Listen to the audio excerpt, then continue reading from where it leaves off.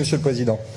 Monsieur le Président, mes chers collègues, nous examinons aujourd'hui une nouvelle convention de partenariat ESS avec les départements de la Gironde et de la Dordogne.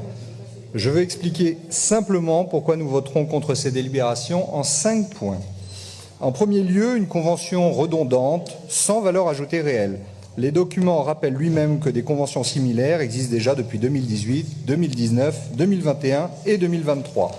Le département a sa propre feuille de route ESS, la région a son SRDE2I, sa stratégie ESS, sa stratégie tiers-lieu, Néoterra et un règlement d'intervention d'ailleurs très complet. Cette nouvelle convention ne crée aucun outil nouveau mais ajoute une couche administrative supplémentaire. À un moment où l'action publique doit être simplifiée, vous proposez encore de l'alourdir. Deuxième point, une gouvernance lourde et coûteuse.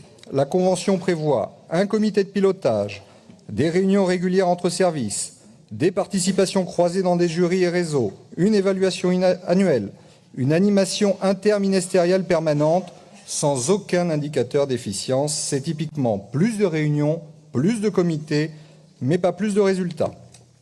Troisièmement, une vision idéologique, pas une stratégie économique. Le texte place l'ESS comme, je cite, modèle prioritaire du développement local au détriment de nos entreprises, de nos artisans, de nos commerçants qui, eux, créent des emplois durables, productifs et financent nos collectivités. Nous respectons les associations, mais cette survalorisation idéologique de l'ESS, dissociée de toute logique économique, finit par affaiblir notre tissu entrepreneurial. Quatrième point, le plus important, comment justifier cela quand le département de la Gironde est en quasi-faillite? C'est le point central. Le département de la Gironde a lui-même reconnu un déficit structurel dépassant les 80 millions d'euros, un déficit de fonctionnement de 54 millions d'euros, un record pour un département français, des tensions de trésorerie telles qu'il a dû mobiliser plus de 100 millions d'euros de lignes de crédit à court terme, un endettement qui frôle désormais le milliard d'euros, alors même que certains journalistes économiques l'estiment plutôt aux alentours d'1,370 million en 2024 contre 720 millions en 2018, soit plus de 90% en 6 ans. Et enfin, une capacité de désendettement qui dépasse les 12 années au-delà du seuil d'alerte. La presse, les agents départementaux et même le président du département parlent d'état d'urgence budgétaire. Certains évoquent ouvertement une quasi-faillite. Et que faisons-nous aujourd'hui? Nous nous apprêtons à co-signer une convention qui étend encore les dispositifs, multiplie les engagements et renforce des financements dont le département de la Gironde n'a plus les moyens. C'est totalement irresponsable vis-à-vis des contribuables et totalement déconnecté de la situation réelle. À quoi bon signer une convention de coopération quand l'un des partenaires n'a déjà plus les moyens d'assumer ses propres compétences obligatoires?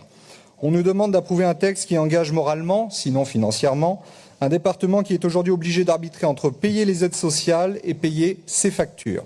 Il faut avoir le courage de le dire, ce partenariat n'a plus aucune crédibilité car la Gironde n'a plus les moyens d'y participer.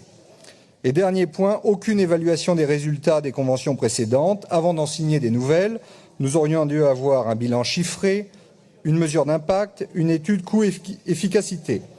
Il n'y a rien de tout cela, on enchaîne les conventions sans jamais vérifier si les précédentes ont produit des résultats mesurables. Pour toutes ces raisons, redondance, absence d'évaluation, lourdeur administrative, vision idéologique et surtout l'état de quasi-faillite du département de la Gironde, le groupe Rassemblement national votera clairement contre cette délibération. Merci pour votre attention.